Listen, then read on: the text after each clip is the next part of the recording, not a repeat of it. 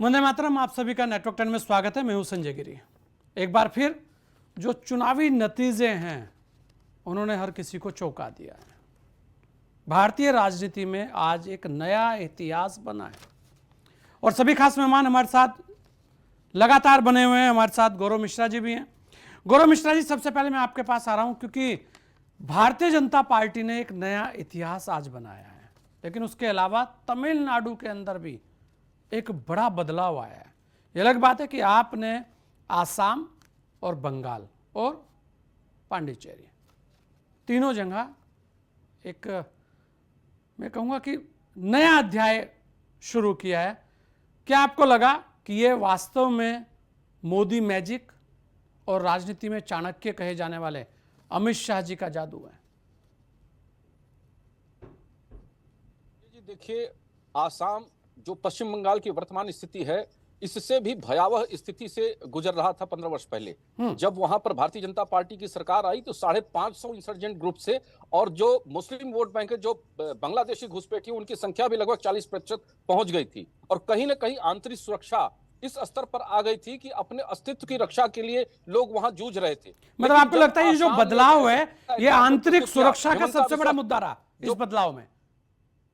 दोनों है। इसमें इसमें इसमें कई मुद्दे हैं। आंतरिक सुरक्षा का भी मुद्दा है, भारत के न कटने का मुद्दा है, सांस्कृतिक एकता का मुद्दा है, धार्मिक स्वतंत्रता का मुद्दा है, और महिलाओं की सुरक्षा का मुद्दा है, लॉ एंड ऑर्डर का मुद्दा है, भ्रष्टाचार का मुद्दा है। ये कलेक्टिव जो मुद्दे जो दिखाई दे रहे हैं, इन सब ने योगदान दिया है। और वहीं हमारा नेतृत्व, प्रधानमंत्री मोदी जी का नेतृत्व, हमारे अमित शाह जी का जो रणनीति है वो, और कार्यकर्ताओं का बलिदान, इसमें हम उनको भी नहीं भूल सकते जो पिछले चुनाव में जिन्होंने अपनी जानें गंवा दी हैं, जिनको बेरहमी से हत्याएं कर दी गई। पश्चिम बंगाल के अंदर में 140 से ज्यादा कार्यकर्ता 2021 में मार दिए गए, मौत के घाट उतार दिए गए। तो ये उन सब के बलिदान का आज ये परिणाम है। और मुझे विश्वास है, विकास के जिस गर्त में पश्चिम बंगाल को धकेल दिया गया था, अब वो पुराने दिन लग जाएंगे। और भारतीय जनता पार्टी की जो सरकार चलेगी, निश्चित रूप से डबल इंजन की सरकार, पश्चिम बंगाल को पुराना वो वैभव दिलाने में। अच्छा गौरव भाई, आज जो आंकड़ा दिख रहा है, जहां तक बात है, बिल्कुल गौरव भाई, आज जो आंकड़ा दिख रहा है लगभग 200 के आसपास जाता दिख रहा है। क्या उम्मीद थी जी कि 200 के लगभग जाएंगे, या आज जो नतीजे आए हैं उससे लग रहा है कि जनता जो है वो इस बात को एकदम मन बनाकर बैठी थी कि इस बार बदलाव नहीं, बड़ा बदलाव करना है? संजय जी, यही उम्मीद 2021 के चुनाव में भी थी जी, लेकिन 2021 के चुनाव तक उनका जो मैकेनिज्म है, जो गुंडा राज का मैकेनिज्म था, उसको ब्रेक करने में कहीं नाकामयाब रही हमारी व्यवस्था। और इस बार जिस तरह से सुरक्षित तरीके से लोग बेखौफ होकर के निकले और वोट दिए और मुंह को अपने बंद किए रहे, और जिस तरह से पैराडाइम शिफ्ट देखा गया वोट पोलिंग में, 92-93% वोट पड़ा, उसने ही ये मैसेज स्पष्ट दे दिया था कि हम इतने प्रचंड बहुमत के साथ 180 से प्लस हम पश्चिम बंगाल में लाने जा रहे हैं। वहीं मतलब गौरव भाई, लगता है कि जो सुरक्षा का नारा दिया, जो पैरामिलिट्री फोर्सेस थी, ये विश्वास दिलाने में कामयाब रही कि भाई आप वोट डालिए, आप यही कह रहे हैं? वहां लोगों के अंदर एक भय था, वो भय खत्म किया गया। बिल्कुल, मैंने अपनी आंखों से देखा है पिछले 30 वर्षों में पश्चिम बंगाल के चुनाव में, क्लबों से निकल करके गुंडे बाइक से हॉर्न बजाते हैं और लोगों को घर से ना निकलने के लिए मजबूर करते हैं। और यदि किसी ने वोट गलत दे दिया तो उसको मौत के घाट उतारने में तनिक भी वो रंच मात्र भी परहेज नहीं करते और बेरहमी से मारते हैं। और वो भय जो था, उस भय को खत्म करने में हमारी फोर्सेस को हम धन्यवाद देना चाहेंगे, इलेक्शन कमीशन को धन्यवाद देना चाहेंगे कि भरोसा लोगों में जागृत हुआ। और जिस तरह से तृणमूल कांग्रेस को भी वो वोट देने वाले जो हिंदू समाज के लोग थे, वो जिस तरह से सप्रेस थे, वो देख रहे थे कि उनके अस्तित्व की रक्षा अब ये दीदी नहीं करती। दीदी तो भस्मासुर हो चुकी है, वो सबको खाने पर आमादा है। तो की राजनीति में पश्चिम बंगाल को काटने के लिए, ग्रेटर बांग्लादेश बनाने के लिए तत्पर, एक अलग देश की तरह पश्चिम बंगाल को चलाना चाहती है। और ये सारे संदेश वहां की जनता के दिलो दिमाग में बैठ गए, और उसका परिणाम ये है। और अब जो आगे होगा वो बहुत सुखद होगा, इसमें हमें पूर्ण विश्वास है। तो बंगाली रसगुल्ला चलेगा आज या लड्डू चलेगा? बंगाली मिष्टी दोई भी चलेगी, बंगाली रसगुल्ला भी चलेगा, और झाल मुड़ी तो चल ही रहा है। झाल तो ऐसा लगा है कि वो उसका असर लंबे समय तक जाएगा नहीं, और जीभ का स्वाद बिगाड़ के ही रखेगा, और कुछ स्वाद समझ में आएगा नहीं अभी लंबे समय तक। क्योंकि बड़ी जीत है। राम प्रकाश पांडे जी भी हमारे साथ हैं, टीएमसी के प्रवक्ता हैं। राम प्रकाश पांडे जी, ये क्या से क्या हो गया? ये जो दीदी की चमक है ये कैसे फीकी पड़ गई? कहां तो दिल्ली पर चढ़ाई करने की बात थी और कहां अपना किला बचाने में नाकामयाब हो गए। दिल्ली पर चढ़ाई तो चालू ही रहेगी और ये जो भी हुआ जनादेश जो मिला वो आएगा, क्योंकि पश्चिम बंगाल की जनता को भी अब समझ में आएगा कि धरातल पर कितनी काम करते हैं। ठीक है, ये समझ में आ जाएगा, क्योंकि जिस तरह से इन्होंने अब ये अमित शाह जी जिस तरह से बोले हैं, जिनके नाम कट गए हैं वो नाम जुड़ जाएंगे इलेक्शन के बाद, इस बार नहीं देंगे। तो उस समय हम भी राजनीति करते हैं, पूछेंगे कि आप कैसे जुड़ रहे हैं, तो आंदोलन मुखी होंगे और ईंट से ईंट इनकी बढ़ाएंगे बजाएंगे। ये पांडे जी आंकड़ा देखिए ना, पूछेंगे 200 पार। के अधिकारों को कैसे आना। पांडे जी 200 पार, तो यानी कि जनता बड़ी नाराज थी आपसे। जनता हमसे नाराज नहीं है, बरगलाने में बहुत कामयाब हो गए। हाँ। ठीक है, अब ये देखा जाएगा कि पश्चिम बंगाल में कहां पर घुसपैठियां हैं, कहां से रोंगियां हैं, कैसे निकालते हैं, ये हम देखेंगे।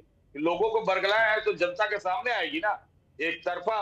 और कुछ एक जो इनकी पॉलिसीज है, वो पॉलिसी तो हम लोग लेते नहीं है कि परिचारित को लेके संदेश खाली की, एक परिचारित को दिखाया, उसको टिकट दिया और उसको इलेक्शन का मुद्दा प्रचार में ले आए, प्रधानमंत्री जी खुद फोन बंद करके। तो इस तरह से छोटी राजनीति हम करते नहीं है। अभी देखा कि अभया जो आरजी कर की है, उसकी मां को लेके आया, उसको प्रजातंत्र, और उसको सिखाया गया कि घर में जा जाके रो, क्योंकि हमें जिताना है भैया। तो इस तरह की गंदी राजनीति हम करते नहीं है अब। और नहीं, पर राम प्रकाश पांडे जी देखिए, आपके जो आंकड़े हैं वो ये कह रहे हैं कि जो भारतीय जनता पार्टी की तरफ से आरोप लगे उनमें कहीं ना कहीं तो कुछ है, लोगों के मन में बैठे वो। अब आप कहो बरगला दिया, कुछ भी कर दिया, लेकिन आंकड़े तो ये कह रहे हैं कि उनको समझ में आया कि जो बात भारतीय जनता पार्टी कह रही है उसमें सच्चाई है कहीं ना कहीं, तभी इतना बड़ा जो बदलाव देखने को मिलता है। सच्चाई तो साफ नजर आ रहा है कि हमारे 2000 करोड़ रुपए का फंड रोक दिया है। ये तो जी, मुझे लगता है आपसे संपर्क फिर टूट गया है। संजय राणा जी भी हमारे साथ हैं। संजय भाई, दो तीन चीजें हैं। एक तो सबसे बड़ी बात यह है कि इस बार जो बदलाव हुए हैं वो बहुत कुछ कह रहे हैं। एक मुद्दा बहुत तेजी से इन 3-4 जगह हमें देखने को मिला। आप देखें कि केरल के अंदर ये बात हो रही थी कि वहाँ पर अथाह भ्रष्टाचार है, अथाह वहाँ पर दिक्कतें हैं, बहुत सारे घोटाले वहाँ हैं। इस तरीके के आरोप प्रत्यारोप लगते रहे, भले ही हैं या नहीं है, लेकिन आरोप थे। और वहाँ पर कांग्रेस चेहरा थी, तो कांग्रेस बदल कर आ गई। उसके अलावा आप देखें तमिलनाडु के अंदर जो विजय हैं, अभिनेता हैं, बड़े अभिनेता हैं वहाँ के, और ऐसा कहा जाता है कि सबसे महंगे अभिनेता हैं, लेकिन उन्होंने वहां पर जो मुद्दा लिया वहां पर भी यही था कि भ्रष्टाचार, घोटाले, युवा परेशान, युवाओं को रोजगार, वो वहां पर चला। और वहां का बदलाव तो ऐतिहासिक बदलाव है। मतलब कोई सोच ही नहीं सकता था कि इतना बड़ा बदलाव होगा कि मुख्यमंत्री खुद चुनाव हार जाएंगे। ये स्थिति थी, देखिए सामने है। और उसके अलावा बंगाल के अंदर जो एक बात थी गुंडा राज, और वहां पर बड़ी तादाद में ऐसे लोग थे जिनकी बंगाल को जरूरत नहीं थी। उसके अलावा भी बहुत सारी चीजें वहां पर रही कि वहां पर किसी की कुछ नहीं चलती, वहां भ्रष्टाचार के नए आयाम लिखे जाते हैं। वो सारी चीजें थी, तो इसका मतलब है कि जनता को समझ में आया, क्योंकि जनता यहां सब जगह बड़े बदलाव की ओर गई है। ऐसा नहीं है कि कोई त्रिशंकु मामला दे दिया हो, छप्पर फाड़ के दिया है। और अब आते हैं आसाम के अंदर, वहां पर कोई चेहरा विपक्ष के पास शुरू से ही नहीं था। कहते हैं ना कि आसाम के अंदर तो नाम ही काफी है, हेमंता नाम ही काफी है। क्या लगा आपको इस पूरे बदलाव को लेकर? क्या दिखता है इस पूरे बदलाव के अंदर, और इसके पीछे की जो ताकत है संजय भाई, वो क्या लगती है आपको? क्या वास्तव में भ्रष्टाचार, गुंडागर्दी अब ये नए देश के मुद्दे होने वाले हैं?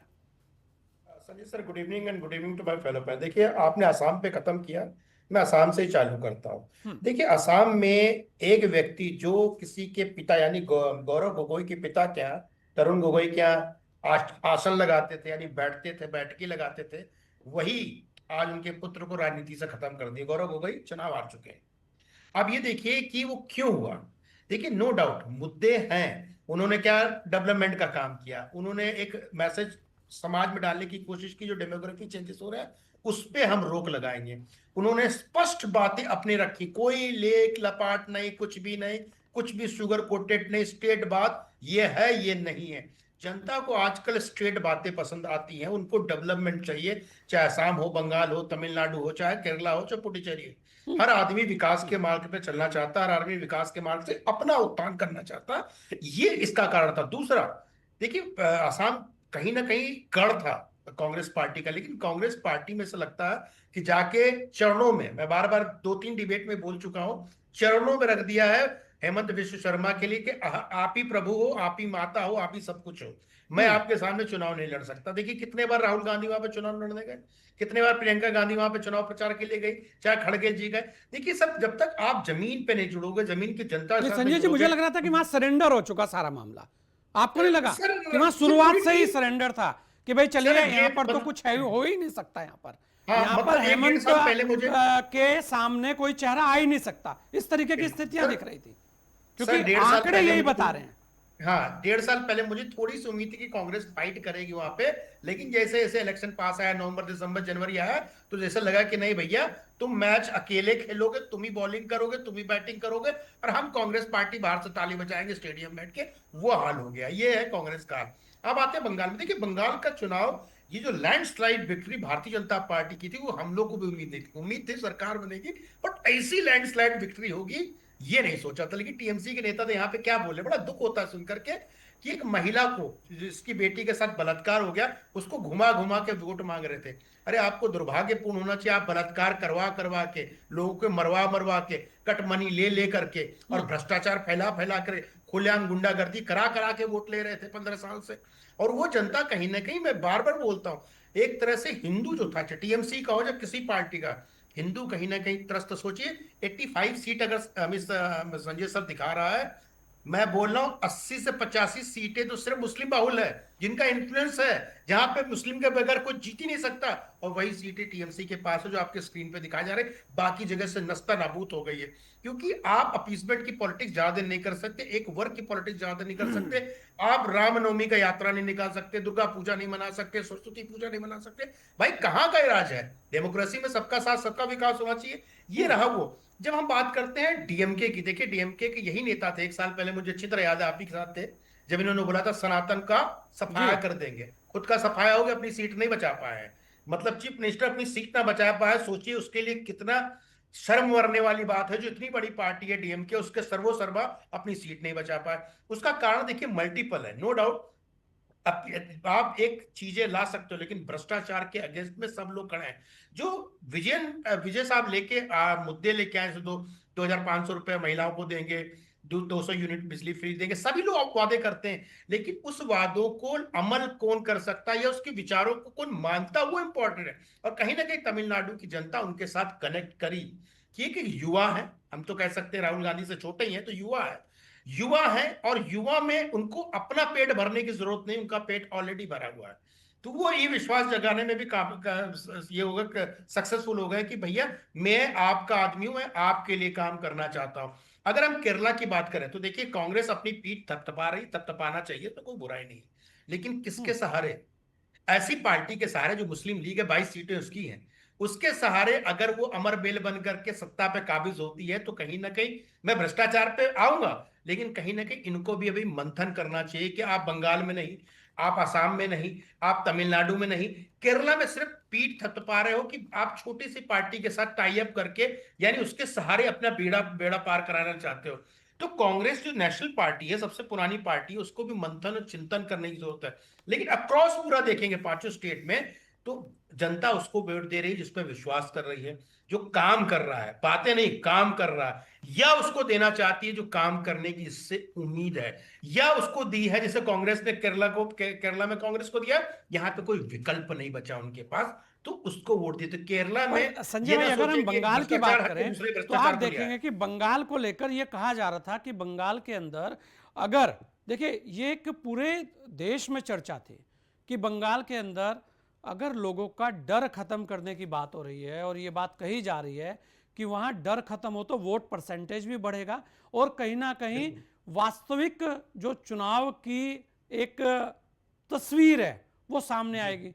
तो इस बार की तस्वीर जरूर सामने है, लेकिन तस्वीर इतनी ज्यादा क्लियर आई है कि इसे देख के हर कोई एकदम से चौंका हुआ है कि भाई ये कौन सा छक्का मार दिया। बल्कि छक्का नहीं, ये तो पूरा शतक, एक ही बारी में एक शतक लग गया। बिल्कुल संजय सर, एक बड़ी चीजें हैं वहां पे। आपने तो, आप तो पत्रकार, आप सब जानते ही हो, जो भी अपोजिशन का वोटर या गांव या कस्बा या मोहल्ला जो भी कह लीजिए, उसके आगे लोग गुंडे खड़े हो जाते थे तो बाहर नहीं निकल सकते। और इसका मैं जीता जागता प्रमाण हूं। मैं छोटा था, मैं आसाम से, मेरे पिताजी पोस्टेड थे, मैं जब दिल्ली साइड में आता था ट्रेन से, तो सिलीगुड़ी, न्यू जलपाईगुड़ी और जितना भी ये एरिया, मालदा एरिया में ट्रेन जाती थी। और आपने गलती से, मैं छोटा था, गलती से खिलौने वाले के साथ आपने पूछ लिया कि कितने का खिलौना है, अगर आपने नहीं लिया तो आपको पीटा जाएगा। ये मानसिकता मैं कितने साल पहले बता रहा हूं, तो सोच लीजिए जो सत्ता में बैठा हो उसकी मानसिकता क्या होगी। वो आम आदमी को निकलने नहीं दे रहे थे, और आम आदमी, सेंट्रल फोर्सेस लगी, उन पे विश्वास हुआ, लोग डर की भावना से बाहर आए। जब डरे नहीं तो वोट परसेंटेज भी बढ़ा और सत्ता परिवर्तन भी हो गया। नहीं तो इतनी बड़ी लैंडस्लाइड विक्ट्री तुम सब लोगों ने सोचे नहीं था। किसी सरकार ने नहीं बनेगी सोची थी मानते थे, संजय 160 भी आ भाई, सकता है, किसी ने नहीं 150 सोची थी। ऐसी लैंडस्लाइड नहीं सोचा। हाँ, ये तो एक ऐसा हुआ है कि हर किसी को लगा कि ये हुआ क्या है भाई। ये तो दीदी की जो चमक है वो चमक बिल्कुल एकदम फीकी पड़ गई। सर यहाँ 5 तो सेकंड शाह में खत्म धमक कर दिख रही लीजिए है। दीदी की चमक पे भैया। सर देखिए, दीदी का चमक तो उनकी पार्टी में खत्म हो गया है, मैं आपको बता रहा हूँ, अकेली है पार्टी के अंदर। बाकी सारा कुछ अभिषेक बनर्जी देख रहे हो, और अभिषेक बनर्जी ने पुराने लोगों को, जो पुराना कैडर जिसको बोलते हैं, जमीन हाँ, से जुड़ा हुआ आदमी, और सबको उनके कुछ बाहर कर बयानों दिया ने है। भी बड़ा उन्होंने, वहां पर एकदम हो हल्ला मचाया। लोगों को वो हाँ बयान बिल्कुल, पसंद नहीं आए ज्यादा। देख लेंगे, देख लो। जिस तरह की भाषा का प्रयोग करा था एक सांसद सदस्य, उस तरह की भाषा का प्रयोग कोई कर सकता है कि आप आकर के देख लेंगे, तुम्हारे पिता वहां दिल्ली से कौन बचाने आते हैं? मतलब खुलेआम धमकी दे रहे हो। इस तरह की चीजें नहीं बर्दाश्त करी जा सकती। डेमोक्रेसी में आप चुनाव लड़िए, अपने मुद्दे लेके जाइए, आपको जनता वोट दी, आप जीतोगे, किसी और को देगी, कोई और जीतेगा। देखिए, एक तरफा गुंडा रास्ता। और सबसे खुशी की बात है, मैं बता रहा हूं, खुशी की बात है, जो इनका लैंड, डायमंड हार्बर रैंड बनाए थे ना, ध्वस्त हो गया है।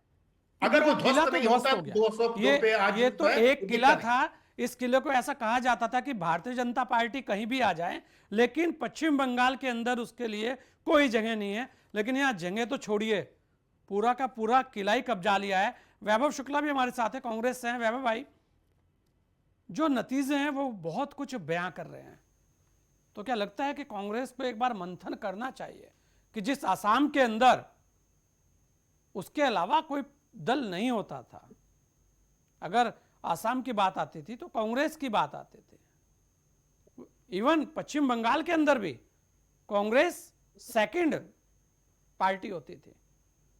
अगर वाम दल थे तो कांग्रेस थी। केरल के अंदर ऐसी स्थितियां रही हैं, यूं तमिलनाडु के अंदर भी। और आज स्थिति क्या है कि केवल केरल में, वो भी जो संजय जी कह रहे हैं कि एक दल के साथ मिलकर आगे आ रहे हैं, तो कहीं ना कहीं बहुत सारे सवाल खड़े होते हैं कि देश का सबसे बड़ा, सबसे पुराना दल आज वो विपक्ष के तौर पर नजर नहीं आ रहा है। देखिए, आप जो कह रहे हैं उन बातों पर भी संजय जी कह रहे थे कि केरल में हम जो है गठबंधन में हैं, तो आसाम में बीजेपी भी गठबंधन में ही चुनाव लड़ी है। और केरल में हमारी 63 से 64 सीट अकेले की हैं। तो अगर आप देख लीजिए, वहां पे अकेले का बहुमत जो है वो 70 सीट्स का है, 71 का। तो 64 तो हमारे अकेले के ही हैं, लगभग 63 से 64 जी। तो बात रह गई आसाम और बंगाल की, जो आप अभी कह रहे थे, और तमिलनाडु भी जोड़ लीजिए उसमें जी। सुन लीजिए अभी बस, आप बहुत देर बोले संजय जी। मैं ये मैं कह आप ही रहा, से ले रहा हूं, मैं संजय राणा जी से नहीं ले रहा। का जो भी जनादेश है, उस जनादेश को हम स्वीकार करते हैं। और जनादेश को स्वीकार करना में ही हमारी होशियारी है। क्योंकि रीजन क्या है, जहां गलतियां हुई हैं उन गलतियों को मान करके आगे समीक्षा की जाएगी। और जो भी समीक्षा करके जो भी हम लोग देखेंगे गलतियां कहाँ रह गई। आप सर वो कह रहे थे संजय जी की कोई गया ही नहीं, आसाम नहीं गए, बंगाल नहीं गए, हमने सरेंडर कर दिया। तो आसाम में राहुल गांधी जी की 10 से ज्यादा सभाएं हुई थी, प्रियंका गांधी जी की भी 10 से ज्यादा सभाएं हुई, और खड़गे जी की भी लगभग 6 से 7 सभाएं हुई। कांग्रेस के सारे सीनियर लीडर आसाम में मौजूद थे, क्योंकि मैं खुद आसाम में था। बात रह गई बंगाल की, 6 सभाएं राहुल गांधी जी ने बंगाल में भी की हैं, खड़गे जी ने भी बंगाल में सभाएं की। ऐसा कुछ भी नहीं था कि उन्होंने बोल दिया कि हमने सरेंडर कर दिया, हमने हेमंता जी के सामने सरेंडर कर दिया। ये किसने कह दिया? अरे हेमंता विश्व शर्मा जी के लिए हमारे पवन खेड़ा जी ने भी बोला, हमारे मीडिया डिपार्टमेंट के, और हर तरीके से जहां जहां भ्रष्टाचार है, जहां जहां आरोप जो हम जनता के मुद्दे थे वो हमने आसाम में भी उठाए, बंगाल में भी उठाए, केरल में भी उठाए, हमने पोटेचेरी में भी उठाए, सारे मुद्दों पे हमने बात की। अगर मान लीजिए मैंडेट हमारे लिए नहीं भी आया तो इसका मतलब ये नहीं कि हम मुद्दे उठाना बंद कर देंगे। मुद्दे बिल्कुल उठाएंगे और आने वाले टाइम में जो कमियां रह गई उनको दूर करेंगे, और नेक्स्ट इलेक्शन में हम पूरी मेहनत के साथ फिर से एक बार मैदान में आएंगे। नहीं देखिए ये चुनाव है, वैभव भाई हार जीत ठीक है, चलती रहती है, आप कह रहे हैं कि मंथन करेंगे। लोकतंत्र में हार जीत चलती रहती है। लेकिन जो संजय जी कह रहे हैं वो एक तरफा बात कह रहे हैं, वो ऐसा लग रहा है कि बीजेपी स्पोक्स पर्सन की लैंग्वेज बोल रहे हैं, मैं और कह रहा बीजेपी हूं वैभव स्पोक्स भाई, पर्सन की तरीके से वो व्यवहार चलिए कर रहे हैं। मेन बात क्या है ना वैभव भाई, ये बड़ी दिक्कत का काम है कि अगर कोई अपनी चीजों को ना बोलता दिखे तो वो बीजेपी का हो गया। लेकिन यहाँ पर बात नहीं यह है नहीं नहीं, कि अरे तो सुनना आप सुनिए तो सुनिए, आप एक तरफा बात अरे करिए। अब क्या है, आप बीजेपी अगर सुनिए जम्मू कश्मीर वैभव में भाई, गठबंधन, नहीं सुनिए आप ही सुनिए से ले सुनिए रहा हूं सुनिए। यार, सुन लीजिए, आप ही से ले रहा हूं, सुनिए। मैं ये कह रहा हूं कि आप जो आरोप लगा रहे हैं, आप तो खुद ही कह रहे हैं कि हम मंथन करेंगे, चिंतन करेंगे। आपके सामने है ना, आंकड़े तो झूठ नहीं बोल रहे हैं, तस्वीरें तो ये कह रही है आंकड़े कि कांग्रेस देखिए, की स्थिति जो बीजेपी है वो सुनिए सामने नजर आ रही है।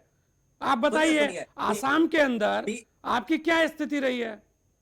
तो वही तो वो बात आप कह रहे हैं। बीजेपी की नहीं, अभी संजय जी ने ये नहीं बोला बीजेपी की केरल में क्या स्थिति है, बीजेपी की तमिलनाडु में क्या स्थिति है, वहां पे तो नहीं बोले ये कुछ भी। दोनों जगह उन्होंने ये उपस्थिति बोला नहीं थी उनकी। बंगाल में लैंडस्लाइड विक्ट्री है, हाँ, बंगाल में लैंडस्लाइड विक्ट्री है, आसाम में लैंडस्लाइड विक्ट्री है, तो तमिलनाडु में क्या हो गया, केरल में क्या हो गया? वहां भी मोदी जी गए, वहां भी अमित शाह जी गए, वहां क्यों नहीं फिर जीते? आपने 2 स्टेट जीते बीजेपी ने, कांग्रेस ने 1 स्टेट जीता। ऐसा तो नहीं है कि हम जीते ही नहीं। अगर आपने 375 एमएलए के आसपास आपके आए नहीं, गठबंधन के, तीन हमारे जीते, भी 200 पांडिचेरी भी जोड़ MLA लीजिए। आए। हाँ, हाँ तो पौंडेचेरी भी जोड़, पौंडेचेरी में आपका सीएम नहीं है, वो AINRC पार्टी का है।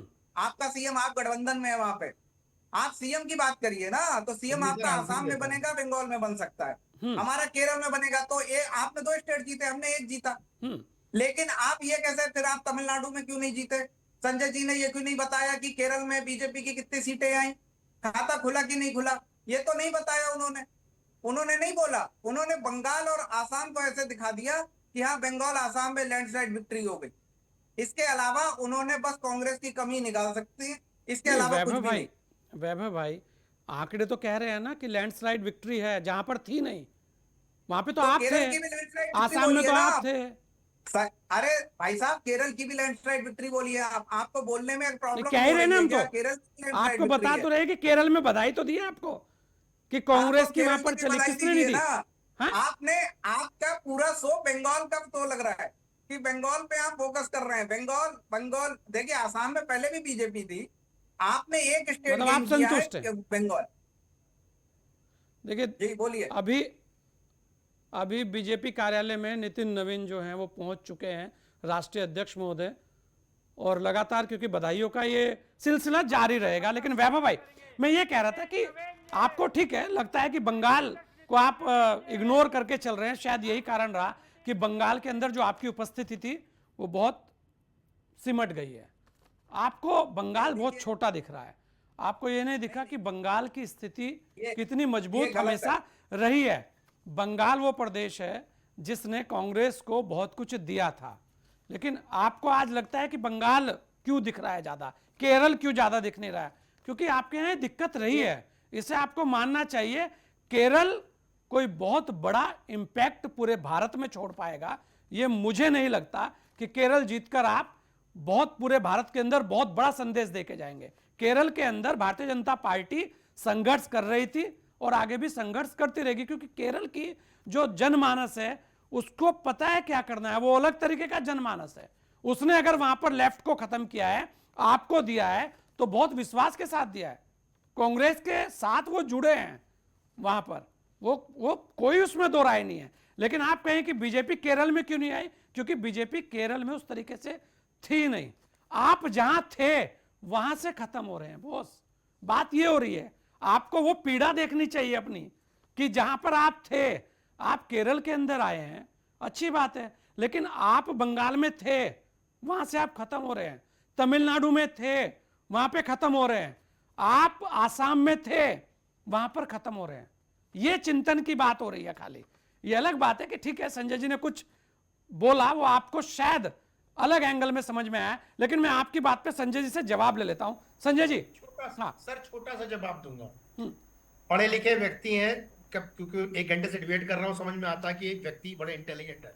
लैंडस्लाइड विक्ट्री उसको बोलते हैं, जो बहुमत के आंकड़े को छूना नहीं, उसको तोड़ के पार निकल जाए, उसको लैंडस्लाइड विक्ट्री बोलते हैं। अभी तो आप केरला में अपनी बहुमत के आंकड़े को भी नहीं प्राप्त कर, नंबर 1।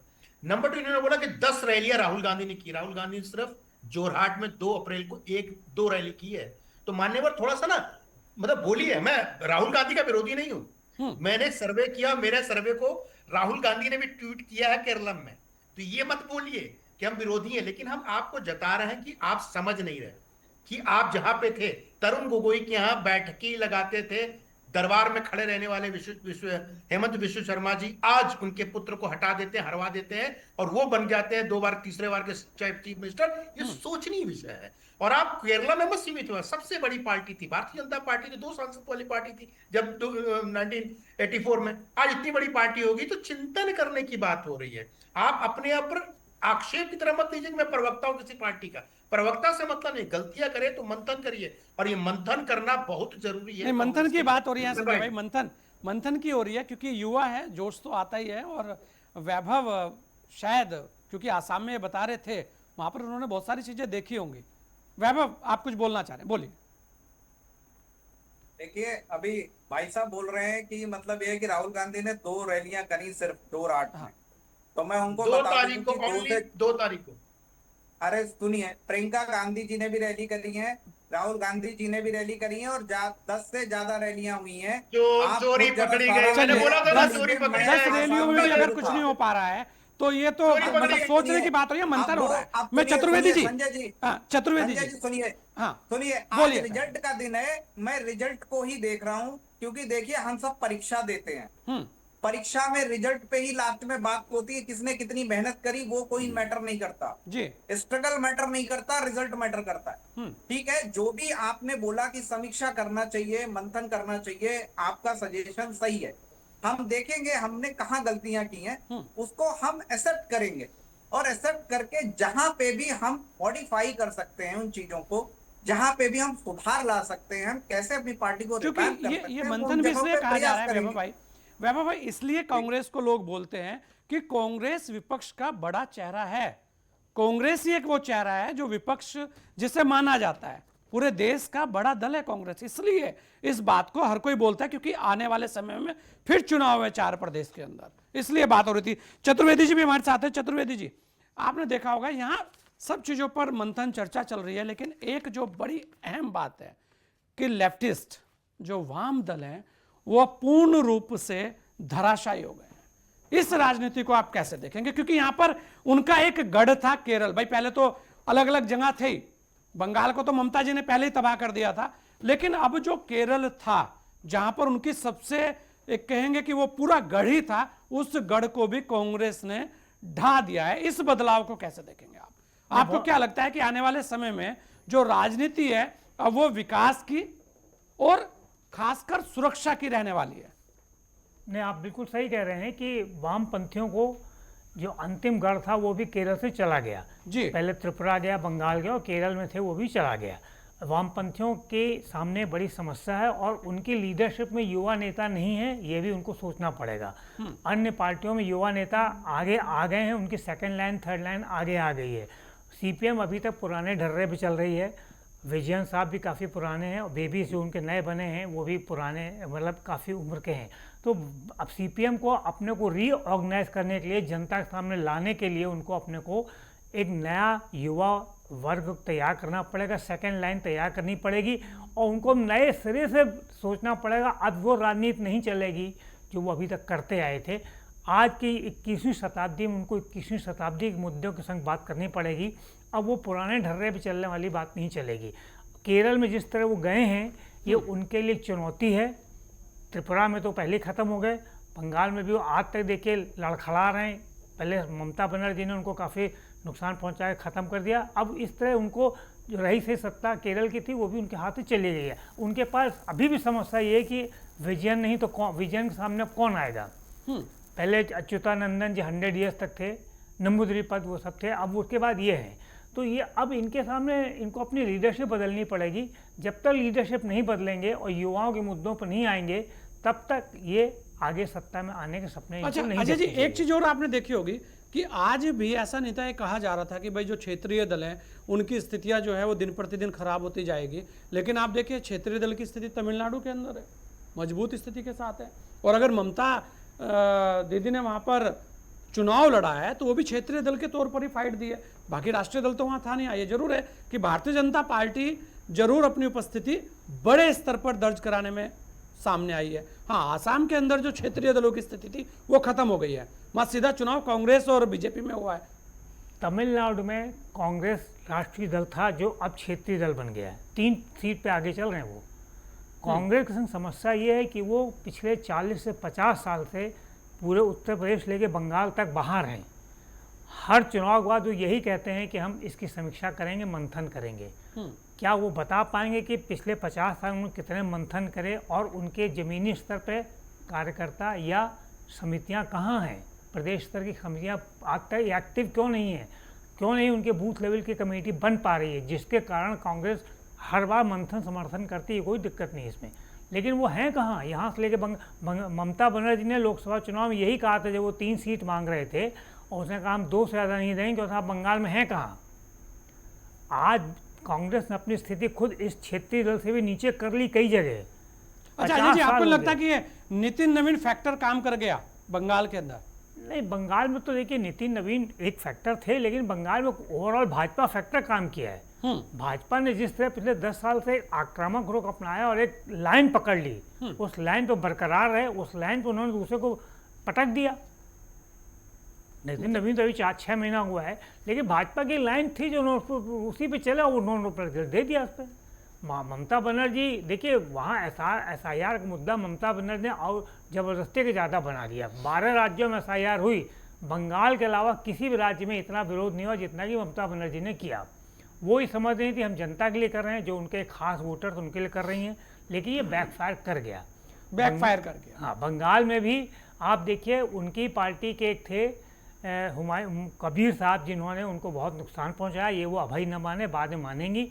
ममता बनर्जी ने जो जगन्नाथ जी का टेम्पल पुरुलिया में बनवाया, उसके बाद ही कबीर ने घोषणा करी कि हम बाबरी मस्जिद बनवाएंगे, और इसके कारण उनको पार्टी से अलग होना पड़ा। ममता बनर्जी ने दूसरी घोषणा करी कि हम यहाँ महाकाल का मंदिर भी बनवाएंगे बंगाल में। तो ममता बनर्जी बाद में दोनों नाव पर पैर रखने लगी थी। तो ये इसका खामियाजा उनको भुगतना पड़ा और पड़ेगा। एक चीज और थी, आपने देखा होगा अजय जी, वहां पर यह कहा जा रहा था कि वहां जिस तरीके से गुंडा राज को लेकर अमित शाह जी लगातार फायर रहे और वहां पर बैठे, वो पूरे चुनाव को उन्होंने वहां पर लीड किया, तो ये जनता को समझाने में कामयाब रहे। वही कह रहा हूँ, ममता भाजपा ने जो लाइन पकड़ी थी कि इनका गुंडा राज है, इनका गुंडा राज है, गुंडा राज को उन्होंने सिद्ध इतना प्रचार किया, गुंडा राज जनता तक उन्होंने नीचे डाउन बिलो द लाइन तक पहुँचाया, जिससे वहाँ हर एक के मन में बात बैठी कि हाँ हम भी इससे शिकार हैं। आपको शायद याद हो, कुछ दिन पहले रूपा गांगुली का एक ट्वीट सोशल मीडिया पे ट्वीट चल रहा था कि हम भले बंगाल के हैं, मेरे यहाँ भी बड़ी जवान बेटियां हैं, लेकिन हम लोग शाम के समय वहाँ घर पर ज़्यादा नहीं रिस्क लेते, अपने घर ही में रहते हैं, बाहर निकलने रिस्क नहीं लेते। आप देखिए किस स्तर का नेता बोल रहा है। ममता बनर्जी, रूपा गांगुली भाजपा की नेता हैं, उनका ये बयान चल रहा है अगर, तो इसको कहीं से ममता बनर्जी इसको डिनाई नहीं, फोर्सफुली डिनाई नहीं कर पा रही हैं।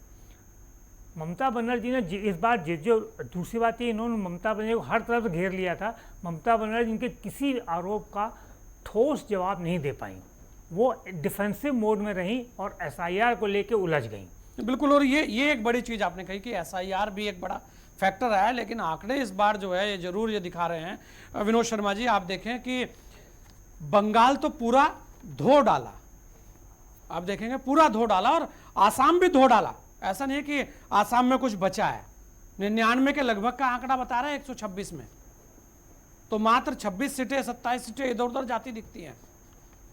तो ये जो आंकड़े इस बार के हैं, ये तो तय है कि जनता मन बना चुकी थी कि जहां भी देंगे पूर्ण बहुमत देंगे, मतलब कोई, और ये लगभग काफी दिनों से ट्रेंड रहा है कि भाई नहीं नहीं कोई गठबंधन की सरकार नहीं चाहिए। देखिए पहली बात तो ये है कि डबल इंजन की सरकार जहां जहां है, हाँ, वहां केंद्र की नीति और राज्य सरकार की नीति दोनों मिलकर काम किया, और जहां जहां पता चला क्षेत्रीय दल की सरकार है, जहां पर केंद्र की सरकार अलग है, तो वहां केंद्र की योजनाएं क्षेत्रीय दलों ने नहीं लागू होने दी। इसको बीजेपी ने मुद्दा बनाया बंगाल में। आसाम में हेमंत शर्मा को जो मुद्दा पवन खेड़ा ने उनका सारा काम कर दिया। कांग्रेस का जो पूरा मामला था वो पवन खेड़ा ने ऐसा मुद्दा उठाया जिससे कि सारे के सारे कांग्रेस की जो भी मुद्दे थे वो सब दब गए उसके नीचे, और अभी तक पवन पूरी खेड़ा का कांग्रेस भी डिफेंसिव होकर पवन खेड़ा जी के लिए लग गई कि भाई किसी तरीके से पहले इनको बचाया जाए। और पवन खेड़ा इतने कमजोर निकले कि प्रेस कॉन्फ्रेंस करने के बाद भी वो चीजें नहीं बता पाए सामने रख के, प्रेस के सामने रख के कि ये हैं, वो छिपे हुए घूमते रहे इधर से उधर उधर से इधर। इसका असर भी तो मतदाताओं पर पड़ता है कि विश्वास कहाँ है। आपने जो बात कही उस पर टिके रहिए ना, अगर नहीं टिके हैं तो इसका मतलब कहीं ना कहीं गड़बड़ है। और उधर हेमंत शर्मा पूरी तरीके से अड़े रहे, उन्होंने कहा कि जो बात उन्होंने कही है गलत कही है, और मैंने मानहानि का दावा भी कर दिया और उनको दौड़ाया पूरे चुनाव तक। ये बहुत बड़ा आज जो बात परिणाम जो आया है वो भरोसे का और भय का बंगाल में भी, और हेमंत शर्मा ने अपना विश्वास पब्लिक के बीच में पहुंच के जताया और पब्लिक ने उनके ऊपर भरोसा किया। वही सारा मुद्दा है। अभी जो बात चल रही थी कांग्रेस के मुद्दे की, देखिए कांग्रेस में क्या है कि रणनीति नहीं है। अभी जैसे अजय जी कह रहे थे कि भाई 40-50 साल से कई राज्यों में नहीं है कांग्रेस, वहां का कार्यकर्ता क्या कर रहा है। आप सोचिए उस कांग्रेस का वो कार्यकर्ता जहां 40-50 साल से पार्टी की सरकार ही नहीं है, तो वहां का कार्यकर्ता कब तक टिकेगा उसमें। और उधर बीजेपी है, आप देखिए बीजेपी ने क्या किया, जो दूसरी पार्टी में अच्छे नेता थे उनको लगा कि काम का आदमी है, उन्होंने अपनी पार्टी में शामिल कर लिया। उन्होंने कांग्रेस के उस आदमी को मुख्यमंत्री बना दिया आसाम का। उन्होंने जनता दल यू और आरजेडी से निकल के आए नेता को बना दिया बिहार का मुख्यमंत्री। कांग्रेस बीजेपी ने दूसरे दलों के अच्छे नेताओं को जो उनका उपयोगी लगा उन्होंने उसका इस्तेमाल किया, लेकिन कांग्रेस के जो अच्छे नेता थे वहां से निकल गए, उनको कांग्रेस ने रोकने का प्रयास भी नहीं किया। चाहे वो ज्योतिरादित्य सिंधिया हो, चाहे वो जो दूसरे नेता है जितिन प्रसाद वगैरह हैं, अन्य राज्यों के भी बड़े बड़े नेता हैं, तो कांग्रेस का संगठन बिखरा हुआ है। अभी जो बातें कर रहे हैं, देखिए जो कह रहे हैं केरला में बीजेपी 4 सीट जीत रही है, ये बीजेपी की उपलब्धि है।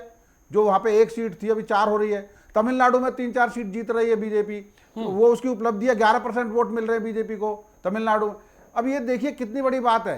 अब आप ये सोचिए कि जहां पे उनका अस्तित्व ही नहीं था वहां पे ये पार्टियां कहां हैं। आप पश्चिम बंगाल में देखिए सीपीआईएम को, अभी तक के जो आंकड़े हैं, सीपीआईएम को मिले हैं 4.5% वोट और कांग्रेस को 3-3.5% वोट मिले हैं पश्चिम बंगाल में। आप सोचिए कहां खड़ी है कांग्रेस।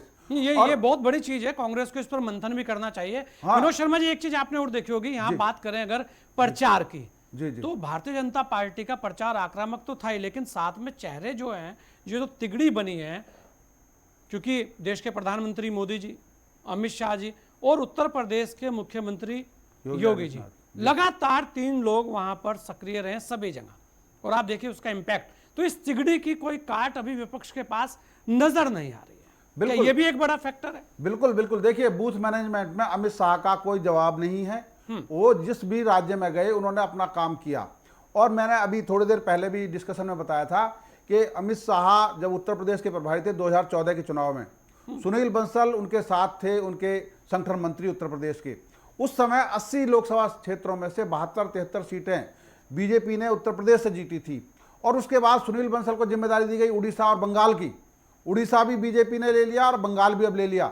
अब देखिए बूथ मैनेजमेंट का उनका जो काम ग्राउंड लेवल से शुरू होता है, पन्ना प्रमुख का जो काम होता है, वो मेरे ख्याल से किसी अन्य दलों में इस तरह का जो मैनेजमेंट नहीं है चुनाव का जो बीजेपी के अंदर है। तो विनोद शर्मा जी यही कहेंगे कि जो मोदी मैजिक है अभी बरकरार है। बिल्कुल मोदी मैजिक बरकरार है, तभी तो आप देखिए ना, बंगाल को एक चुनौतीपूर्ण था ये चुनाव, मान के चलिए चुनौतीपूर्ण था। अगर ममता बनर्जी इस चुनाव को जीत जाती तो उसका इंपैक्ट देखिए क्या होता।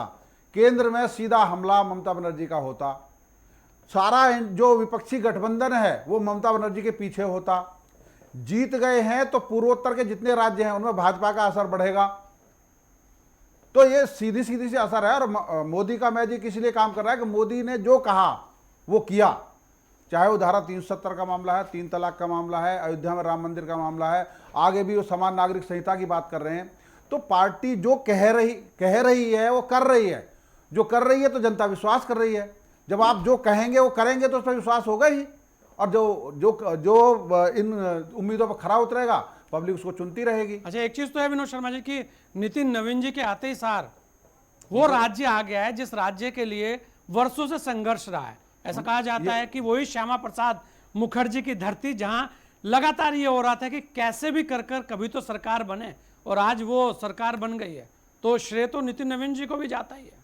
बिल्कुल, उनको तो ये गिफ्ट मिल गया, उनके कार्यकाल में जो ये बंगाल का मिला है। और देखिए, मेरे ख्याल से जब से देश आज़ाद हुआ उसके बाद से बंगाल में पहली बार भारतीय जनता पार्टी की सरकार बनी है। नहीं, वामपंथियों का राज था, फिर कांग्रेस का राज हुआ, फिर टीएमसी का हुआ। लेकिन भारतीय जनता पार्टी, जो श्यामा प्रसाद मुखर्जी का सपना था कि बंगाल अपना और धारा 370 हटाना, दोनों सपने पूरे कर दिए श्यामा प्रसाद मुखर्जी की भाजपा ने। ये एक बड़ी बात है, और यही मुद्दा वो ग्राउंड लेवल तक ले गई। उन्होंने श्यामा प्रसाद मुखर्जी को जोड़ा बंगाल के चुनाव में। क्यों नहीं जोड़ाएंगे? क्योंकि वो उनके पार्टी के संस्थापक सदस्य हैं, और उन्होंने उससे ऐसी जड़ जोड़ा। तस्वीरें आ रही हैं अभी कि भारतीय जनता पार्टी के कार्यालय में बड़ा नेताओं का जमवाड़ा हो रहा है। लगभग सभी बड़े लीडर वहां पहुंच रहे हैं। इसका मतलब है कि प्रधानमंत्री जी भी जल्दी ही संबोधन वहां से देंगे, क्योंकि एक बड़ी जीत है विनोद शर्मा जी। अगर आप देखें कि ये कोई छोटी मोटी विक्ट्री नहीं है कि भाई 2-3 सीटों से जीत गए आप, इसी का 200 का आंकड़ा पार हो रहा है। इसी का असर अब उत्तर प्रदेश के चुनाव होंगे, गुजरात के चुनाव होंगे, जो इस साल 2027 में चुनाव होने हैं। जो उनका असर, अभी इस जीत का असर उन राज्यों में पड़ेगा। उनके बूथ में उनके कार्यकर्ता का उत्साह बढ़ा है। उन राज्यों में जो पार्टियां हैं, वहां पे जो लोग काम कर रहे हैं, उनका उत्साह बढ़ा है इस जीत से। क्योंकि बंगाल ही एक ऐसा राज्य था जिसको लेकर सभी पूरे देश में आम जनता के बीच में चर्चा थी कि बंगाल में क्या होगा। और ये देखिए, एग्जिट पोल बिल्कुल सटीक निकले हैं। जो उम्मीदें जताई गई थी, पहले सोच रहे थे कि जैसे हरियाणा में उलट गया, यहाँ उल्टेगा, लेकिन यहाँ पे बिल्कुल सटीक निकला है। और उसी का असर है कि इसका मैसेज पूरे देश में गया है, और इसकी चर्चा आम जन में है। और उसका असर अब आने वाले राज्यों के जो चुनाव होंगे, क्योंकि अब बड़े चुनाव होंगे। उत्तर प्रदेश का चुनाव सबसे बड़ा चुनाव पंजाब है, गोवा है, बिल्कुल, गोवा का है, पंजाब का है, गुजरात का है। ये सारे चुनाव होने, हाँ, उनकी तैयारियों में अब ये जुट जाएंगे, यहाँ से निकले और वहां से लगेंगे। लेकिन और कहीं ना कहीं विपक्ष का जो आत्मबल है, ये और जगह से तो हो ना हो, लेकिन बंगाल के बाद जरूर डगमगाया होगा। डगमगाया। देखिए, अभी ये चर्चा ही हो रही थी कि राहुल गांधी को आज यहाँ होना चाहिए था, वो विदेश में है। जबकि उनको पता था कि चुनाव परिणाम आएंगे, तो उनको आशंका थी कि हम कहीं नहीं है, तभी वो चले गए। क्यों गए ऐसा? उनके कार्यकर्ताओं का कम से कम उत्साह बढ़ाने के लिए, मनोबल बढ़ाने के लिए उनको केरला में होना चाहिए था, अगर केरला में उनकी सरकार बन रही है तो। लेकिन कहाँ राहुल गांधी कहाँ हैं? कहीं नजर नहीं आ रहे हो। और उनके बड़े पार्टी के नेता कि इस बार की विक्ट्री ने देश के अंदर एक नई परंपरा तो डाल दी कि कहीं पे कुछ भी संभव है। अब मुद्दों पर राजनीति करनी होगी। बिल्कुल। देखिए, आपने एक चीज और देखी होगी, जब भी ऐसी जीत होती है, प्रधानमंत्री भाजपा के कार्यालय में आके अपने कार्यकर्ताओं को, अपने पार्टी के पदाधिकारियों की पीठ थपथपाते हैं, उनको शाबाशी देते हैं, उनका मनोबल बढ़ाते हैं।